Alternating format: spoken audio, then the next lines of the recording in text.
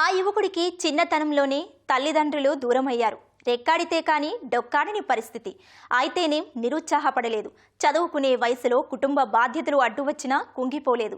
సాధించాలనే తపన ఉంటే చాలు విజయాలు సొంతమవుతాయని బలంగా నమ్మాడు. ప్రభుత్వం విడుదల చేసే ప్రతి నోటిఫికేషన్ను సద్వినియోగం చేసుకున్నాడు.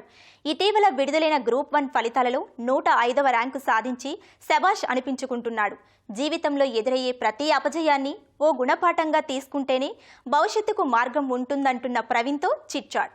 చిన్న వయసులోనే తండ్రి, ఎదుగుతున్న క్రమంలో తల్లి ఇద్దరూ చనిపోయారు. జీవితంలో ఎటు చూసినా అంధకారమే అలుముకున్నదన్న సందర్భంలో చదువు ఒక్కటే తనకు మార్గం చూపగలదని నమ్మాడు. ఉద్యోగం సాధించాలని తన తల్లి కలనే లక్ష్యంగా పెట్టుకుని ఇటీవల గ్రూప్ 1 ఫలితాలలో 105వ ర్యాంకు సాధించాడు ములుగు జిల్లాకు చెందిన ప్రవీణ్. ఎన్ని ఆర్థిక కష్టాలు వచ్చినా మొక్కవోని సంకల్పంతో విజయం సాధించిన ప్రవీణ్ ప్రస్తుతం మనతో పాటు ఉన్నారు. ఆయన అడిగి మరిన్ని వివరాలు తెలుసుకుందాం. నమస్తే ప్రవీణ్ గారు. నమస్తే అండి. నమస్తే. సో చిన్నప్పుడే తల్లిదండ్రులు ఇద్దరు చనిపోయారు. సో ఇప్పుడు ఎట్ ద ఏజ్ ఆఫ్ 26 మీరు గ్రూప్ 1 ఆఫీసర్ గా ఎదిగారు.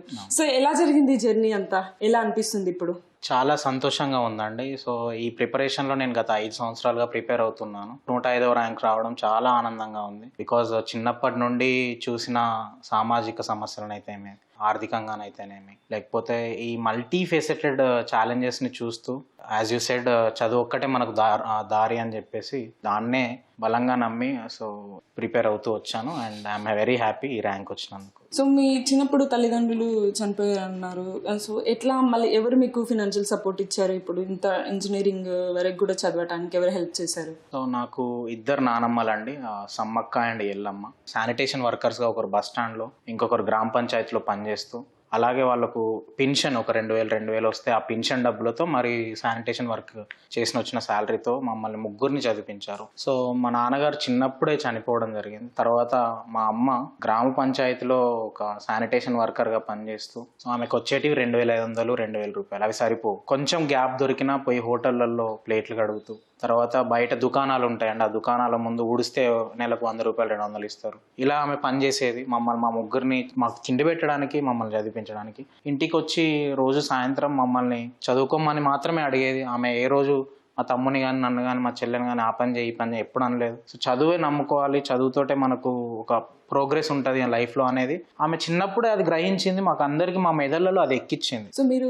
చెప్పినట్టు మొత్తము గవర్నమెంట్ సంస్థలలోనే చదువుకున్నారు, గవర్నమెంట్ కాలేజ్లోనే చదువుకున్నారు అన్నారు కదా. సో ఎట్లా స్కూలింగ్ అంతా ఎట్లా, ఈ మాస్టర్స్ వరకు ఎట్లా, డిగ్రీ వరకు? సో నేను జిల్లా పరిషత్ హై స్కూల్ ఏటూరు నాగారంలో 10th వరకు చదువుకున్నాను. తెలంగాణ సాంఘిక సంక్షేమ కళాశాల జాకారంలో, అది గురుకులం అండి, అక్కడ చేశాను. తర్వాత ఉస్మానియా యూనివర్సిటీలో బీటెక్ ఫుడ్ టెక్నాలజీలో చేశాను. ఫ్రీగా చదువు చెప్తూనే స్కాలర్షిప్స్ రావడము, మా ఖర్చులకు వాళ్ళే స్టైపెండ్ ఇవ్వడం కూడా జరిగింది. సో పేదవాళ్ళు ఎవరైనా, లేకపోతే ఎన్ని కష్టాలున్నా చదువుకోవడం మీకు ఇబ్బంది కాదు, డెఫినెట్లీ మనకు సంస్థలు ఉన్నాయనేది గ్రహించాలని నేను అనుకుంటున్నాను. ఫస్ట్ మీరు సివిల్స్ స్టార్ట్ చేశారు. సో ఇప్పటికి అదే కొనసాగిస్తూ ఉన్నానని చెప్పారు. సో ఎట్లా అటెంప్ట్స్ ఎట్లా ఇచ్చారు? ఏమైంది? ఏం జరిగింది? సో నేను ఇప్పటికి ఒక 5 అటెంప్ట్స్ ఇచ్చానండి సివిల్ సర్వీసెస్లో. దాంట్లో 3 times నేను మెయిన్స్ రాశాను, 2 times ఇంటర్వ్యూ లెవెల్ వరకు కూడా వెళ్ళాను. కానీ వెరీ అన్ఫార్చునేట్ దట్ నాకు 2 సార్లు ర్యాంక్ వస్తుంది అనుకున్నా, రాలేదు. ఫస్ట్ టైం మెయిన్స్ రాసినప్పుడు ఒకటే మార్కు తోటి నాకు ఇంటర్వ్యూ కాల్ మిస్ అవ్వడం జరిగింది. కాన్ఫిడెంట్ గా నెక్స్ట్ అటెంప్ట్ ఇచ్చాను. ఇంటర్వ్యూలో చాలా తక్కువ మార్కులు వచ్చాయి. ఆ ఇయర్ కూడా ర్యాంక్ రాలేదు.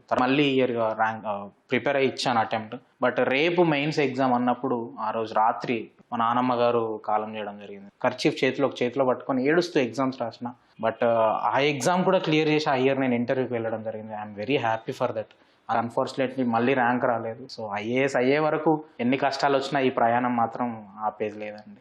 సో సివిల్స్ ప్రిపరేషన్ కాస్త ఈ గ్రూప్స్ వైపు ఎట్లా వచ్చారు మీరు? సో మన గ్రూప్స్లో ఉన్న ఒక చిన్న అడ్వాంటేజ్ ఏంటంటే 70% of the syllabus is same with civil services అండి. ఒక 30% తెలంగాణ ఎకానమీ కానీ, Telangana geography, history, Telangana movement చదవాల్సి ఉంటుంది. తెలంగాణ ఎస్సీ స్టడీ సర్కిల్లోనే ఉంటూ ఇక్కడ ఉండే ప్రిపేర్ అయ్యానండి. సో ఇట్లాంటి ఎకో సిస్టమ్ని నాలాంటి విద్యార్థులు ఇంకా ఎక్కువ మంది యూజ్ చేసుకోవాలి. అది మన ఈటీవీ ద్వారా, యువ ప్రోగ్రామ్ ద్వారా నేను అప్పీల్ చేస్తున్నాను అందరికీ.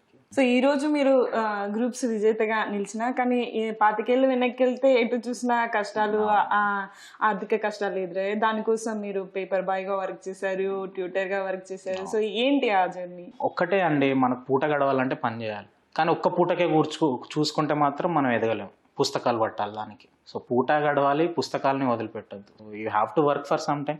రోజులో ఒక 2 గంటలు ట్యూటర్ గాను లేకపోతే ఏదైనా అడిషనల్ వర్క్ చేయడం, మిగతా టైంలో బుక్స్ పట్టుకొని చదువుకోవడం. ఇప్పుడు మీ పేరెంట్స్ కనుక ఇద్దరు బతికి ఉండుంటే వాళ్ళు ఎలా ఫీల్ అయ్యేవారు అని అనుకుంటున్నారు మీరు? చాలా హ్యాపీగా ఫీల్ అయ్యానండి. మా అమ్మ నాకు గుర్తుంది, నేను 10th క్లాస్లో 2013లో I got 500 out of 600 marks, one of the highest in our area. So ఆమె 10వ తరగతిలోనే 500 మార్కులు వచ్చినందుకు అంత చేసి ఉంటే ఈరోజు గ్రూప్ 1 అధికారి అయిన తర్వాత చాలా పెద్ద సెలబ్రేషన్ చేసి ఉండేది. ఏ చిన్న సక్సెస్ వచ్చినా చాలా బాగా సెలబ్రేట్ చేస్తుంది. చాలా హ్యాపీగా ఫీల్ అయ్యాను.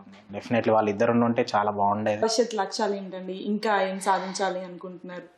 నేను డెఫినెట్లీ ఒక ఐఏఎస్ అధికారిగా అవ్వాలనుకుంటున్నాను. ఒక ఐఏఎస్ అధికారి నాలాంటి అనాథ పిల్లలకు లక్ష్యం ఏర్పరచుకునే విధంగా, లక్ష్యాన్ని సాధించే టైంలో నా వంతు సహాయంగా లేకపోతే ప్రభుత్వం ద్వారా వచ్చే సహాయాలని వాళ్ళకి అందించి వాళ్ళని కూడా గొప్ప అధికారులను చేసి వాళ్ళలో ఒక కాన్ఫిడెన్స్ బిల్డ్ చేద్దాం అనేది చాలా ఎప్పటి నుండో ఉన్న ఒక చిన్న మోటివ్ అండి. So I think I will work towards it అండి. I shall never give up అనే ఒక మోటో నాకు ఎప్పుడు మైండ్లో తిరుగుతూ ఉంటుంది. సో ఎన్ని కష్టాలు వచ్చినా you learn from your failures నుండి నేర్చుకొని ఎప్పుడు గివప్ ఇవ్వను, నేను ఎప్పుడు దాన్ని వదిలిపెట్టాను, మధ్యలోనే వదిలిపెట్టాను అని చెప్పేసి మనం చెప్పుకుంటూ ముందుకెళ్లాల్సిన అవసరం ఉంది. ఇలాంటి కొన్ని మోటివ్స్ పెట్టుకొని ముందుకెళ్తే యువత డెఫినెట్లీ వాళ్ళ లక్ష్యాన్ని చేరుకుంటారని అనుకుంటున్నానండి. చూసారు కదా, అంటే జీవితంలో ఇంకా ఏం చేయాలి, ఏం చేయలేమేమో అనే పరిస్థితులు వచ్చినా సరే ఏదో ఒక దారి మనకు కనిపిస్తుందని స్థిరమైన లక్ష్యం పెట్టుకొని దానికోసం కృషి చేస్తే ప్రతి ఒక్కరు విజయం సాధించగలరని అంటున్నారు ప్రవీణ్. కెమెరామెన్ దాస్తో అనుషా, ITV న్యూస్, హైదరాబాద్.